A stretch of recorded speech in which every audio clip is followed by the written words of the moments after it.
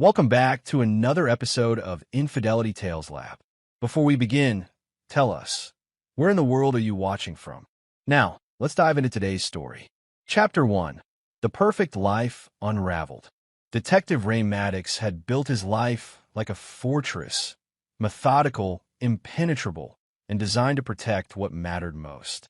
At 38, he commanded respect in the Philadelphia Police Department's Major Crimes Unit, where his reputation for never letting a case go cold had earned him both admiration and fear from criminals across the city. His analytical mind, honed by 15 years of police work, could dissect a crime scene like a surgeon, finding patterns others missed. But tonight, staring at his sleeping 9-year-old son Tommy through the tense mesh window, Ray felt something he rarely experienced: peace. The Pocono Mountains stretched endlessly around their campsite, and for the first time in months, work felt like a distant memory. "Dad, you awake?" Tommy's voice was barely a whisper. "Yeah, buddy. Can't sleep. I keep thinking about Mom." Tommy's words hung in the cool mountain air. "When's she coming back from her conference?" Ray's jaw tightened slightly. Lisa's marketing conferences had become increasingly frequent over the past 6 months. As a successful real estate agent, she claimed these events were crucial for her career growth. But Ray's investigative instincts had begun to whisper warnings he didn't want to hear. "She'll be back Sunday night," Ray replied, forcing warmth into his voice. "Just you and me until then, soldier." The next morning brought pristine wilderness and the kind of father-son bonding Ray craved. They hiked the mountain trails, Tommy chattering excitedly about everything from rock formations to bird calls. For a few precious hours, Ray forgot about the nagging suspicions that had been eating at him. Lisa Maddox had been the golden girl of Riverside High School, prom queen, valedictorian, and the daughter of successful businessman Robert Sinclair. She'd married Ray when he was still a rookie cop with big dreams and bigger ambitions. For the first 8 years of their marriage, they'd been the perfect couple: successful careers, a beautiful home in the suburbs, and Tommy, who'd completed their picture-perfect family. But perfection, Ray had learned, was often just an illusion waiting to shatter. The changes had been subtle at first. Lisa started working late more frequently. Her phone always face down during dinner, and she'd become distant in ways that went beyond the normal ebb and flow of a long marriage. When she began taking overnight trips for work, Ray's cop instinct started screaming, but his heart wanted to trust the woman he'd loved for over a decade. "Dad, look!" Tommy's excited voice snapped Ray back to the present. They'd reached a scenic overlook, and the valley spread below them like a green carpet. "It's like we're on top of the world." Ray smiled, watching his son's face light up with wonder. Whatever storms were brewing at home, he'd protect Tommy from them. Some betrayals were unforgivable, but a child's innocence was sacred. That evening, as they roasted marshmallows over their campfire, Tommy grew unusually quiet. Ray noticed the boy glancing toward the tree line with an expression he couldn't read. "Everything okay, champ?" "Dad," Tommy hesitated, poking at the fire with a stick. "Do you think Mom loves us?" The question hit Ray like a physical blow. "Of course she does. Why would you ask that? Sometimes I hear her on the phone at night. She sounds different, happy in a way she doesn't sound with us anymore." Ray felt ice form in his stomach. His 9-year-old son had noticed what Ray had been trying to deny for months. Children, he knew from his police work, often saw truths adults try to hide. "People have different voices for different situations," Ray said carefully. "It doesn't mean anything." But as Tommy nodded and returned to his marshmallow, Ray's mind was already racing. When they returned home, he'd start doing what he should have done months ago: investigating. Because if Lisa was betraying their family, if she was destroying the life they'd built together, there would be consequences. Ray Maddox didn't forgive betrayal. He never had, and he never would. Chapter 2. The Morning That Changed Everything. Ray woke to the sound of his own heartbeat thundering in his ears. Sunlight filtered through the tense orange fabric, and for a moment, he couldn't shake the feeling that something was wrong. The sleeping bag beside him was empty. "Tommy," his voice cut through the morning silence. No response. Ray bolted upright, his police training kicking in instantly. Tommy's sleeping bag was cold. He'd been gone for a while. Ray grabbed his jacket and burst from the tent, scanning the campsite. Their fire had died to cold ashes, and there was no sign of his son. Tommy. Ray's voice echoed through the forest, panic clawing at his chest. This was every parent's nightmare, made worse by Ray's knowledge of what could happen to children who wandered into the wilderness alone. He forced himself to think like a cop. Tommy was smart and cautious. He wouldn't have wandered far without reason. Ray studied the ground around their campsite until he found what he was looking for: small footprints leading toward the dense tree line on the eastern side of their camp. The trail was easier to follow than Ray expected. Tommy had walked with purpose, not the meandering path of a lost child. Broken twigs and disturbed leaves marked his passage as clearly as breadcrumbs. But where was he going and why?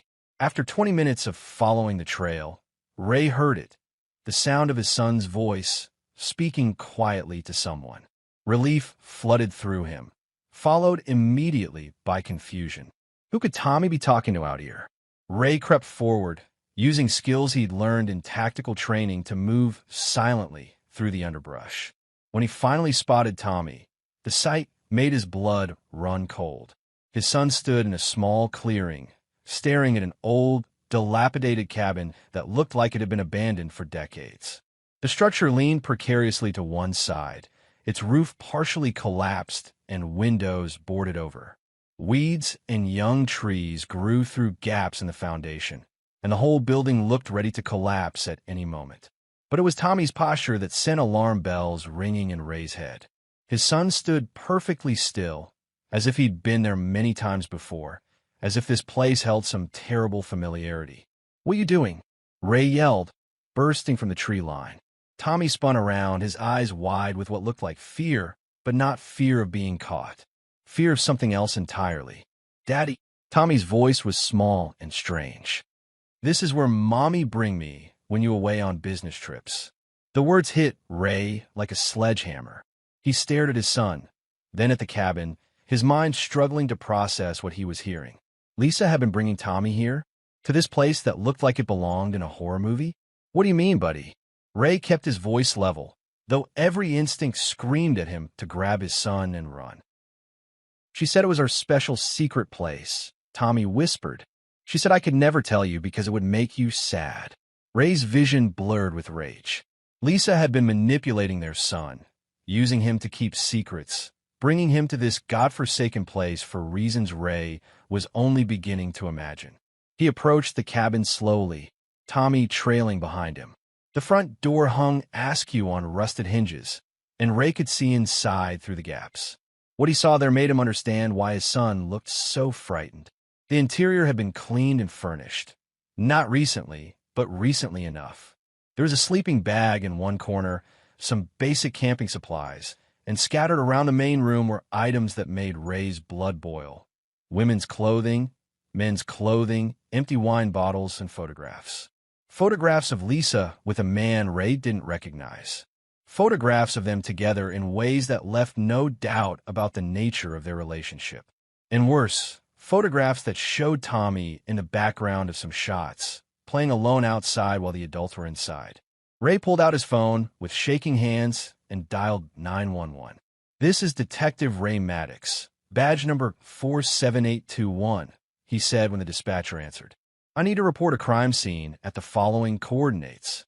As he provided the location details, his mind was already working through the implications. Lisa hadn't just been cheating on him. She'd been using their son as cover, bringing him to witness her betrayal, making him complicit in the destruction of their family. Some betrayals were unforgivable. This was beyond forgiveness. This was war. Chapter 3. The investigation begins. The next 3 hours passed in a blur of uniformed officers, crime scene technicians, and evidence collection. Ray's colleagues from the Major Crimes Unit arrived within 40 minutes, led by his partner, Detective Angela Torres, a sharp-eyed woman who'd worked with Ray for 5 years and knew him well enough to recognize the controlled fury burning behind his professional demeanor.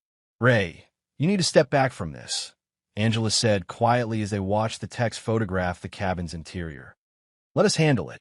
Like hell I will." Ray's voice was granite. "This is my family they've destroyed."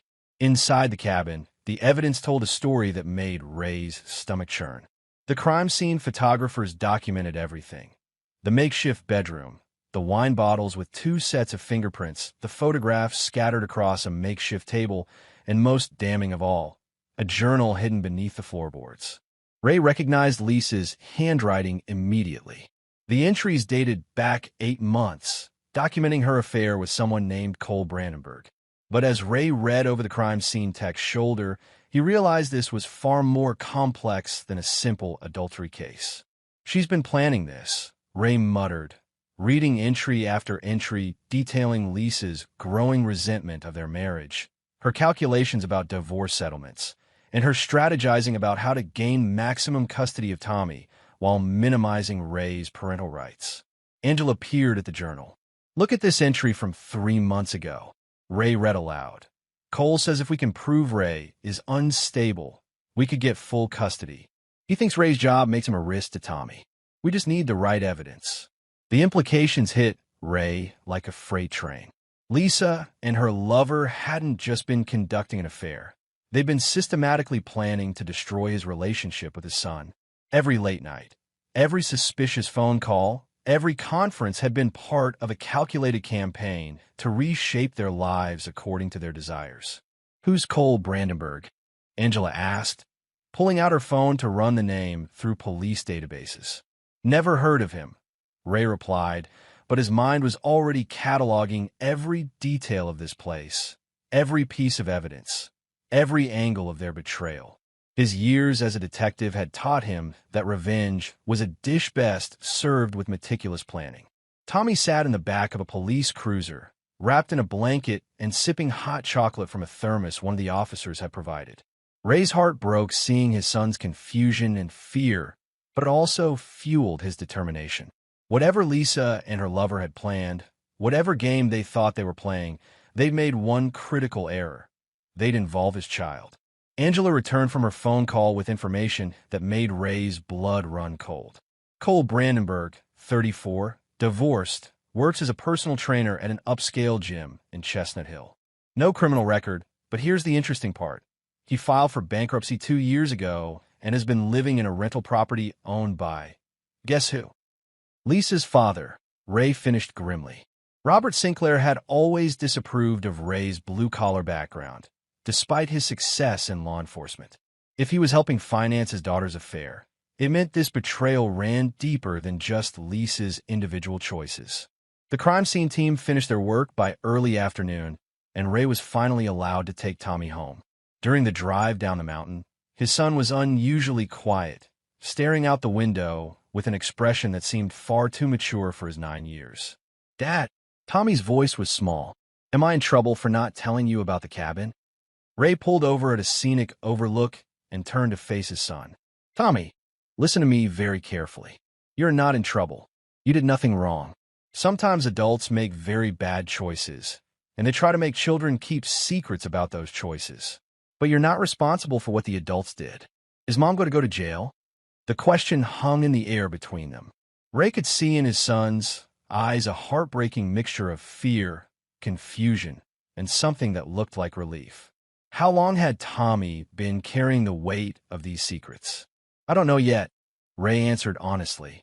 "But I promise you this, whatever happens, I will protect you. No one will ever use you to hurt our family again." As they continued the drive home, Ray's mind was already formulating plans.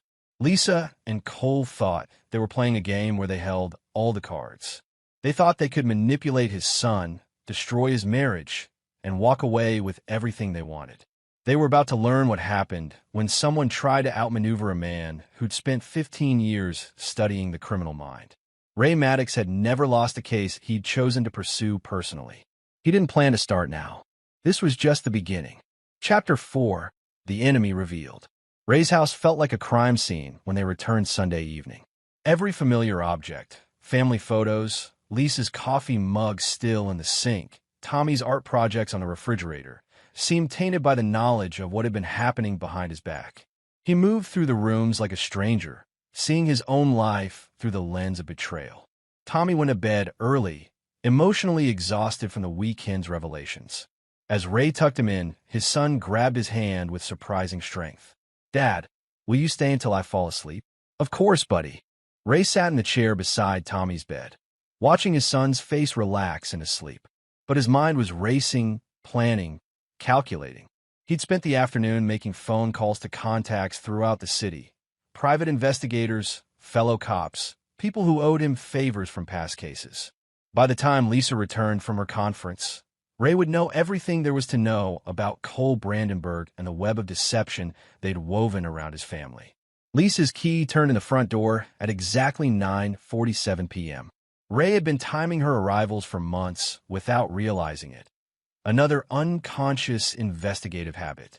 She entered with the false brightness of someone carrying a guilty conscience, dropping her overnight bag by the door with practiced casualness. "How was the camping trip?" she called out, hanging her coat in the closet. Ray emerged from the kitchen, 2 cups of coffee in his hands, their old evening ritual from happier times. He offered her one with a smile that didn't reach his eyes. "Eventful," he said simply. Lisa accepted the coffee, and Ray studied her face as she took her first sip. Even knowing what he knew, she was still beautiful, the same woman he'd fallen in love with 12 years ago. But now he could see the subtle signs he'd been missing. The way she avoided direct eye contact, the slight tremor in her hands, the practiced nature of her casual demeanor. "Tommy have fun?" she asked. "He learned some interesting things about family secrets," Ray replied, watching her reaction carefully. A micro-expression flickered across Lisa's face, fear quickly suppressed. "Oh, what kind of secrets?"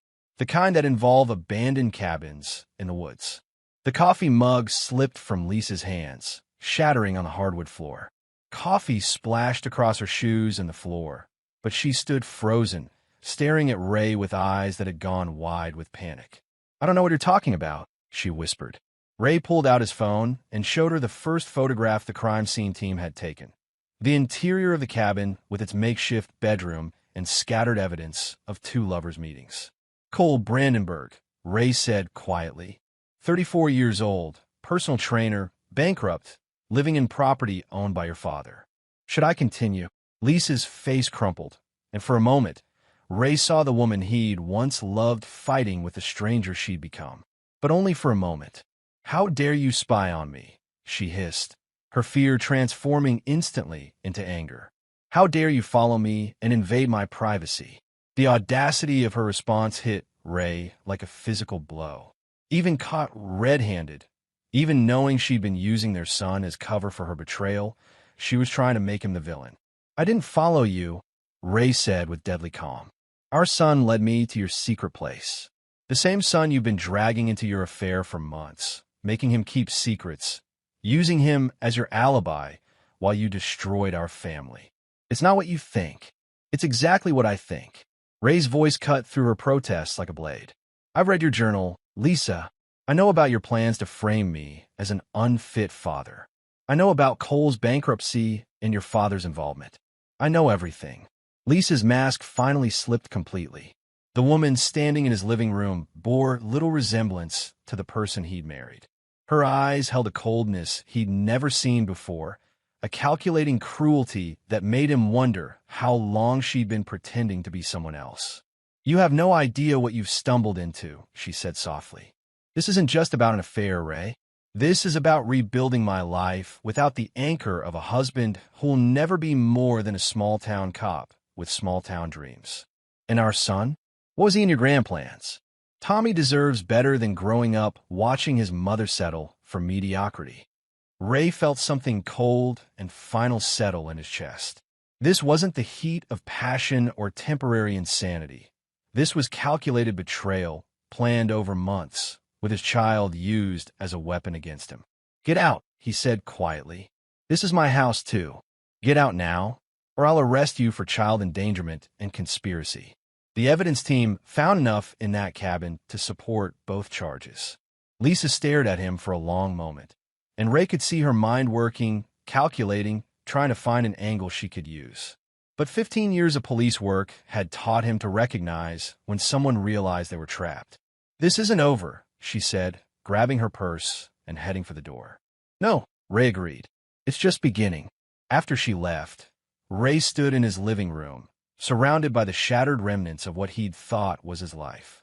But instead of despair, he felt something else, a cold, clean fury that his years in law enforcement had taught him to channel into action.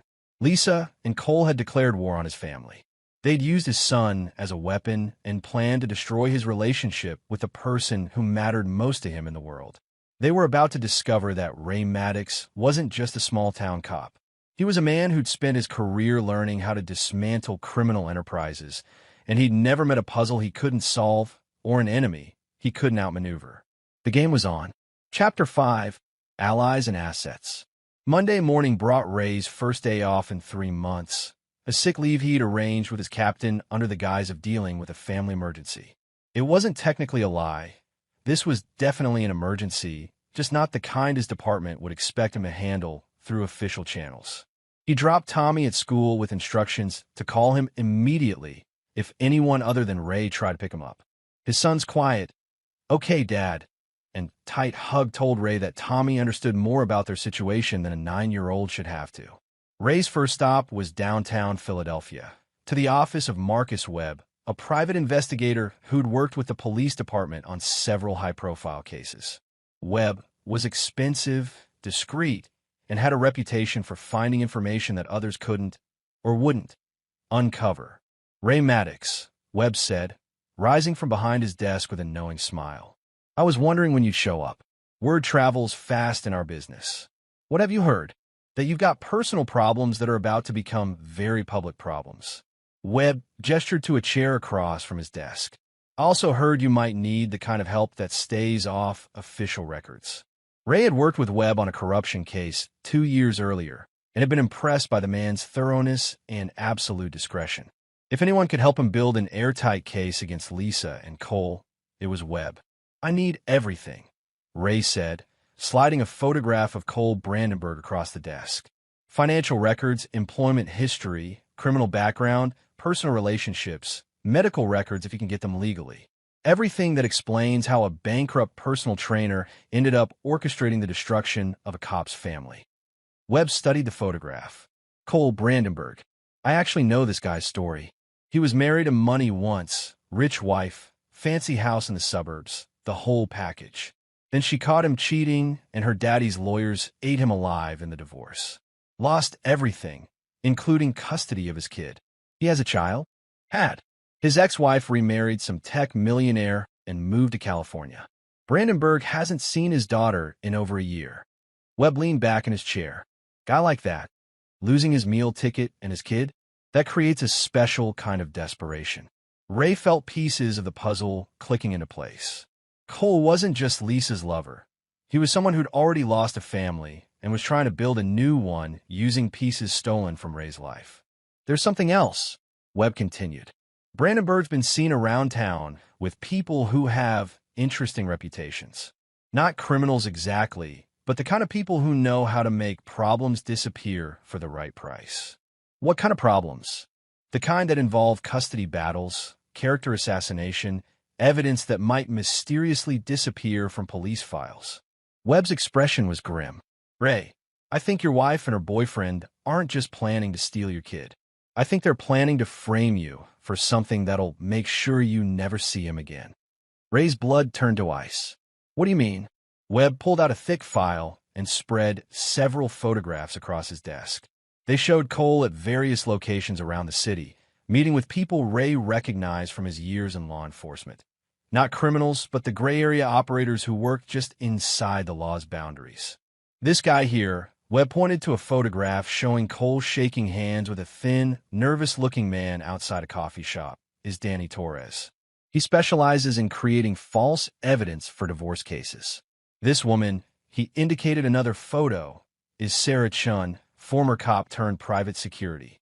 She's been known to help people disappear evidence when the price is right." "They're building a case against me," Ray realized. "More than that. Based on what I'm seeing, they're planning to plant evidence that'll make you look like a dirty cop. Maybe drug money, maybe stolen evidence, maybe both. Something that'll not only cost you custody, but put you in prison." Ray stared at the photographs, his mind racing through the implications. Lisa and Cole weren't just trying to steal his family.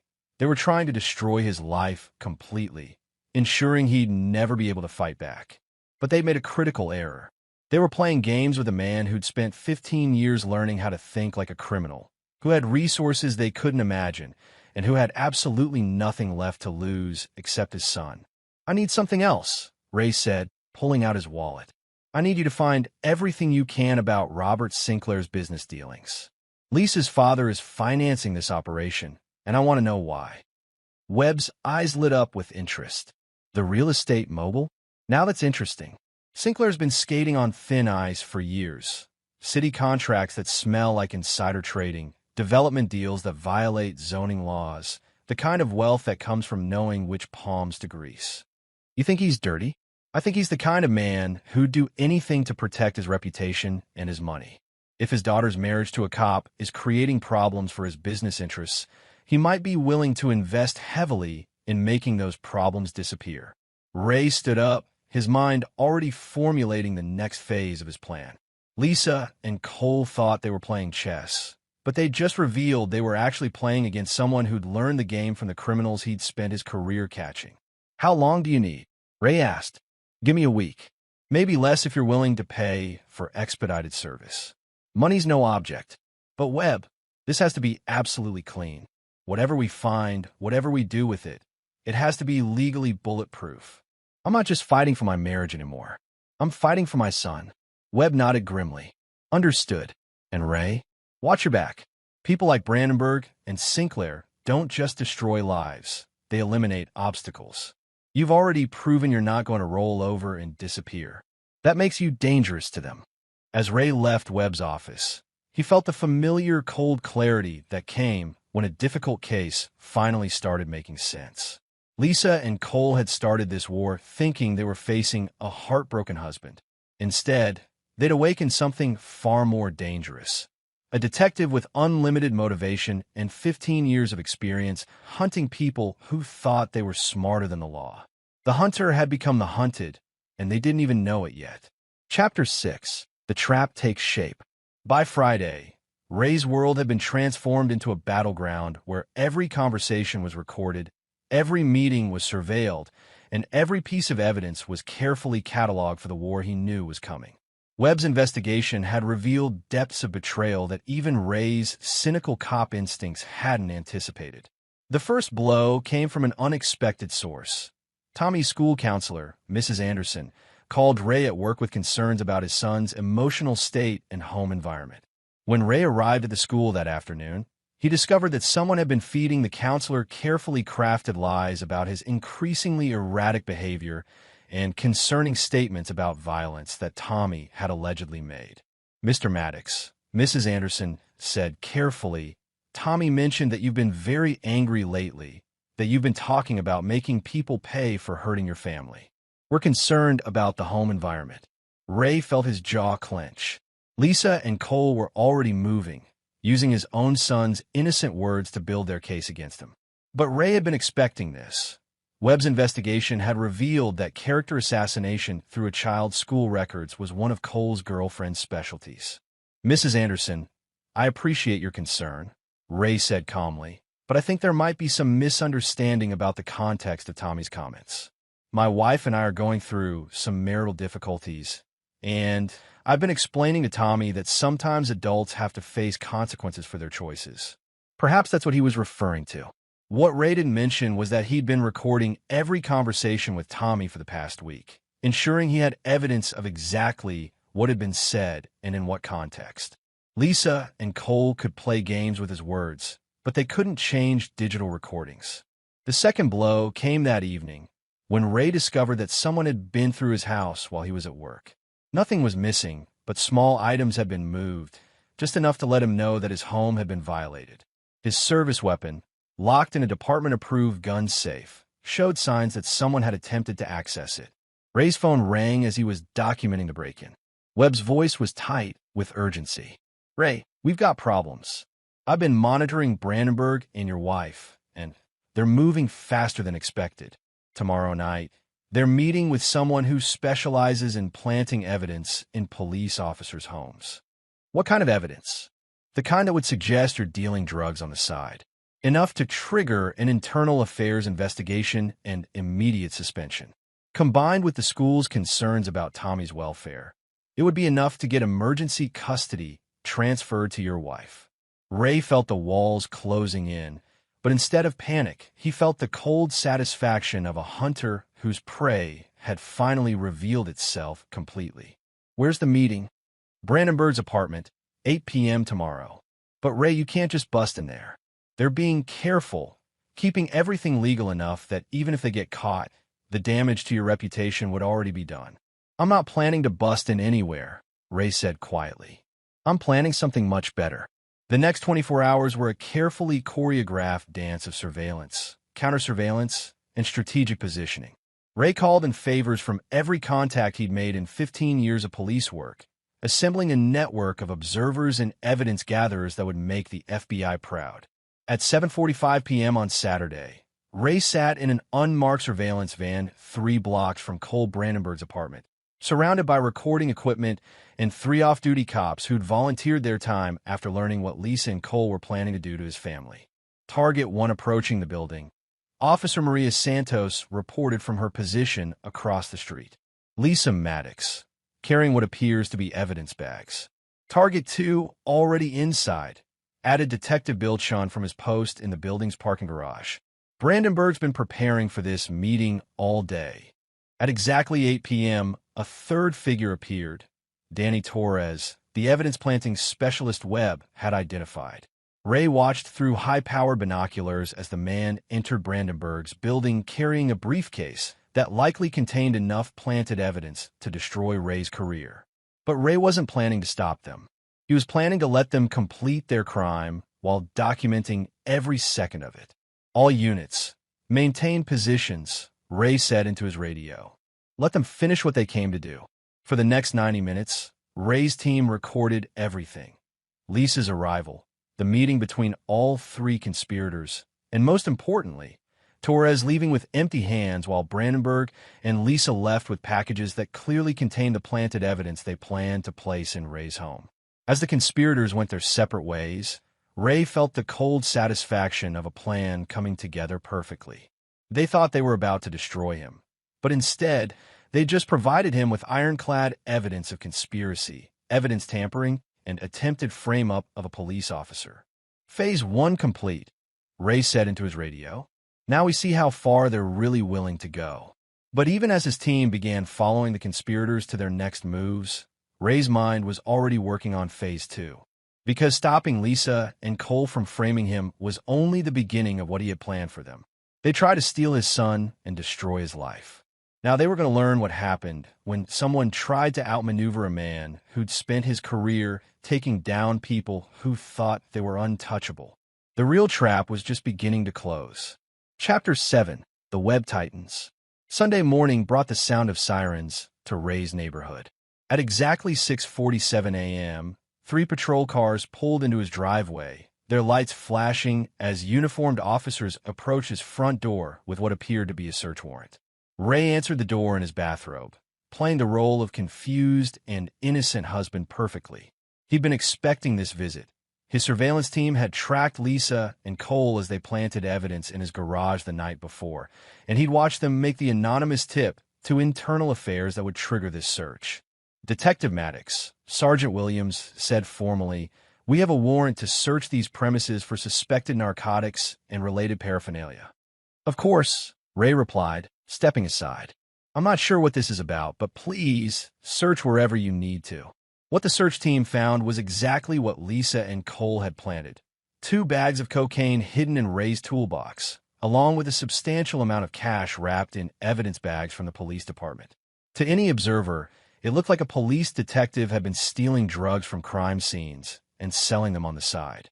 But what the search team also found, hidden in places Lisa and Cole didn't know about, were the high-definition cameras Ray had installed throughout his property. Cameras that had recorded every moment of the break-in, every second of evidence being planted, and every face of the people involved in framing him. "This is very serious," Detective Sergeant Williams said as the evidence was bagged and tagged. You'll need to surrender your weapon and badge pending the internal affairs investigation. Ray complied with appropriate confusion and concern, even as his phone buzzed with a text from Webb. Package delivered. Opening tomorrow. The package was a complete dossier on Cole Brandenburg, Robert Sinclair, and their network of associates, along with every piece of evidence Webb had gathered about their conspiracy. Tomorrow, copies would be delivered simultaneously to the district attorney's office, the FBI's Public Corruption Unit, and the Philadelphia Inquirer's investigative reporting team.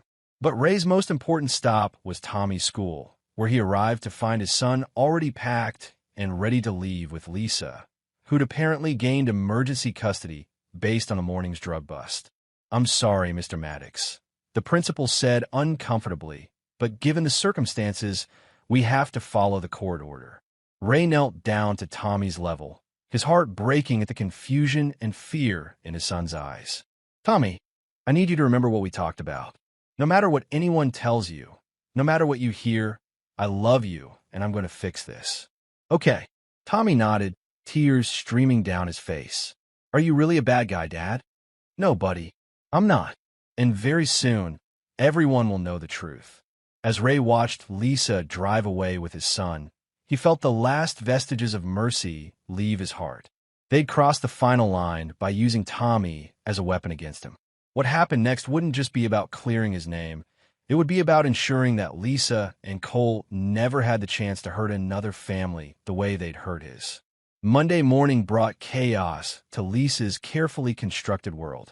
Webb's dossier had been delivered to every relevant authority, and the evidence was overwhelming. Financial records showing payments from Robert Sinclair to the evidence planning specialist, photographs of secret meetings, recorded conversations discussing the frame-up, and most damning of all, security footage showing Lisa and Cole planting drugs in Ray's garage. By noon, Cole Brandenburg was in federal custody on charges of conspiracy to commit evidence tampering and attempted framing of a police officer. By evening, Lisa had been arrested as well, and Robert Sinclair was facing his own federal investigation for corruption and conspiracy. But Ray's masterstroke came when Webb revealed the depth of his investigation into Cole's background. The man wasn't just a failed personal trainer. He was a serial predator who'd use his access to wealthy women to systematically destroy their marriages and steal their assets. Lisa wasn't his first victim. She was his latest in a string of carefully targeted divorces that had netted him and his associates hundreds of thousands of dollars over the past 3 years. "Your wife thought she was the mastermind," Webb explained as they sat in Ray's living room, Tommy finally home and asleep upstairs. "But she was just another mark." Brandenburg and his crew specialize in identifying unhappy wives with wealthy husbands, seducing them, and then helping them destroy their marriages in ways that maximize the financial settlement.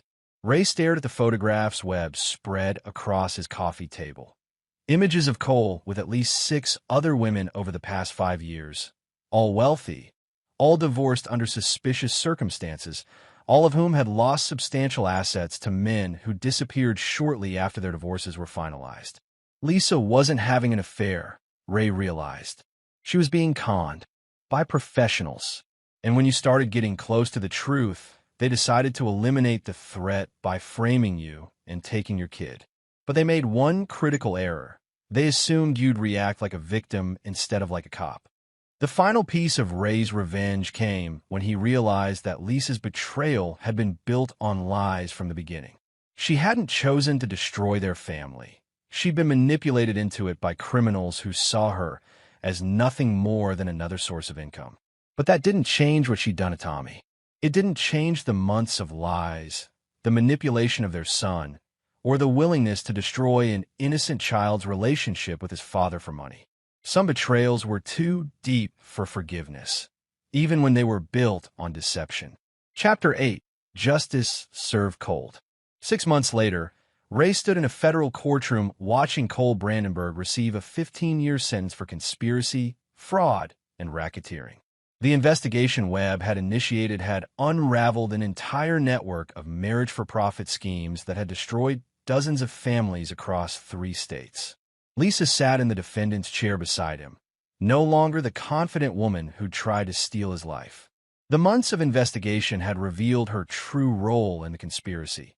Not the mastermind she believed herself to be, but another victim who'd allowed herself to become a willing participant in her own family's destruction.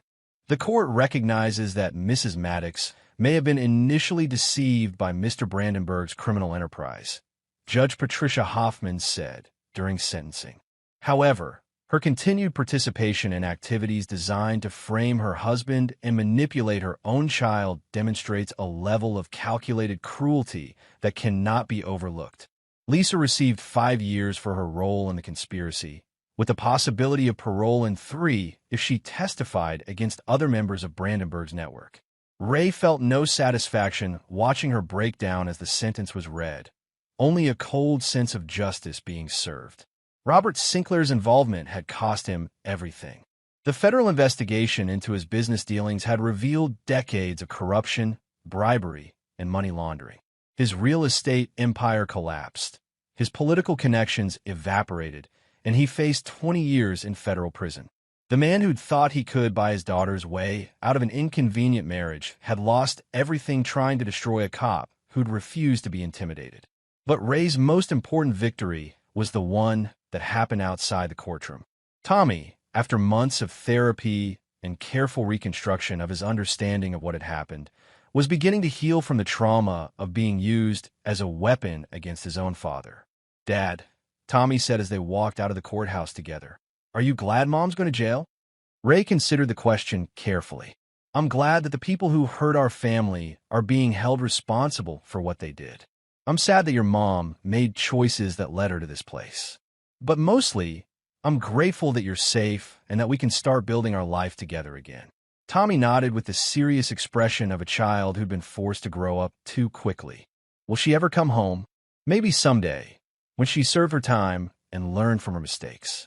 But that's years away, and by then, you'll be old enough to decide for yourself what kind of relationship you want to have with her." As they drove home from the courthouse, Ray reflected on how completely his life had been transformed. The betrayal that had nearly destroyed him had ultimately led to the dismantling of a criminal enterprise that had been destroying families for years. His reputation as a detective had been not only restored but enhanced. The federal prosecutors were already talking about offering him a position with their public corruption unit. But more importantly, he and Tommy were free. Free from the lies, the manipulation, and the toxic influence of people who'd been willing to sacrifice a child's well-being for their own selfish goals. That evening, as Ray tucked Tommy into bed, his son asked the question that had been hanging between them for months. "Dad, do you think you'll ever get married again?" Ray smiled, thinking of Detective Angela Torres, who'd been increasingly present in their lives as both a colleague and something more. "Maybe someday, buddy. But only to someone who understands that you and I are a package deal, and that family loyalty isn't negotiable." "Good," Tommy said firmly, "because I like how things are now. Just us, but better. Just us, but better." Ray couldn't have summarized their new life more perfectly. They'd lost a wife and mother who'd proven herself unworthy of their trust, but they'd gained something more valuable, an unbreakable bond forged in the fire of betrayal and strengthened by their refusal to let anyone destroy what truly mattered. Some men might have chosen forgiveness. Some men might have tried to rebuild what had been broken. But Ray Maddox wasn't some man. He was a man who understood that some betrayals were so fundamental, so cruel in their targeting of innocence, that they demanded not forgiveness but justice. And justice, Ray had learned, was sometimes the most powerful form of love. Chapter 9, New Beginnings. 2 years after the camping trip that changed everything, Ray stood in the backyard of their new house, watching Tommy practice batting with the confidence of a boy who'd learned he could trust the adults in his life to protect him. The house was smaller than their old one, but it was theirs, free from the memories of betrayal and filled with the promise of honest new beginnings. Angela Torres emerged from the kitchen, carrying 2 cups of coffee and wearing the comfortable smile of someone who'd found her place in their unconventional family. She and Ray had married 6 months earlier in a simple ceremony with Tommy as the best man and no guests who hadn't proven their loyalty through fire. "The lawyer called," Angela said, handing Ray his coffee. Lisa's parole hearing is next month. Ray nodded. He'd known this day would come eventually. Lisa had served 3.5 years of her 5-year sentence, and her cooperation with federal prosecutors had earned her consideration for early release. The woman who tried to destroy his family would soon be free to try to rebuild some version of her own life. What did you tell him? Angela asked. That we'll attend the hearing, but we won't oppose her release. She's paid her debt to society, and Tommy deserves the chance to decide for himself what kind of relationship he wants with his mother. Tommy jogged over, sweat beading on his forehead, but grinning with the satisfaction of finally mastering a swing that had been giving him trouble for weeks. Did you see that one, Dad? Perfect contact. I saw it, champ. Getting ready for tryouts next week. Angela's been helping me with my stance. She says I need to keep my eye on the ball longer. Ray watched his son include Angela naturally in the conversation and felt the deep satisfaction of a family that had been rebuilt on honesty instead of convenient lies. Angela had never tried to replace Tommy's mother. Instead, she'd simply proven herself worthy of trust through consistency, honesty, and an absolute commitment to protecting the family they'd all chosen to create together. That evening, after Tommy went to bed, Ray and Angela sat on their porch, watching the sun set over their neighborhood of modest houses filled with families who'd built their lives on foundation of hard work and genuine affection. Are you worried about Lisa getting out? Angela asked. Ray considered the question seriously. I'm cautious. People don't always learn from their mistakes, and she still has a talent for manipulation. But Tommy's older now, stronger. He understands what really happened, and he's built a life that doesn't depend on her approval or presence. And you? Ray smiled, thinking of the man he'd been before the betrayal. Trusting, perhaps naive, certainly unprepared for the level of calculated cruelty his wife had been capable of. That man was gone, replaced by someone harder, but also more honest about the realities of human nature. I'm exactly where I need to be, he said simply. The next week brought Tommy's baseball tryouts and Ray's promotion to lieutenant in a major crimes unit. Both achievements felt earned rather than given, the result of hard work and perseverance through adversity. Tommy made the team as starting shortstop, and Ray's new position came with both increased responsibility and the chance to mentor younger detectives who were still learning that justice wasn't always served in courtrooms. Cole Brandenburg died in federal prison 3 months before Lisa's release, the victim of violence from other inmates who didn't appreciate men who preyed on families. Ray felt no satisfaction at the news, only a recognition that some people created so much destruction that the world eventually destroyed them in return. Robert Sinclair lived, but in circumstances that would have horrified the man who'd once thought he could buy his way out of any problem. Penniless, friendless, and facing another decade in prison, he'd written Tommy a letter attempting to apologize for his role in destroying the boy's family. Ray had read the letter carefully before deciding that some apologies were too little, too late, and too self-serving to deserve a response. Tommy never even knew his grandfather had tried to reach out. Some protections were permanent. On the day of Lisa's release, Ray and Tommy drove to the prison to pick her up, not as a reunion, but as a civilized conclusion to a chapter that had defined their lives for too long. Lisa emerged from the prison looking older, smaller, and genuinely broken by the consequences of her choices. The conversation during the drive to the halfway house where she'd be living was awkward but necessary. Tommy, now 12 and more perceptive than many adults, asked direct questions about why she'd made the choices she had, whether she understood how those choices had affected him, and what she planned to do differently.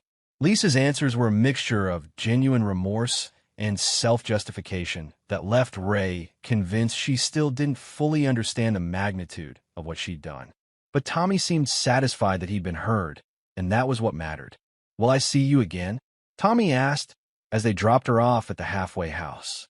If you want to, Lisa replied, but only when you want to, and only in ways that feel safe for you.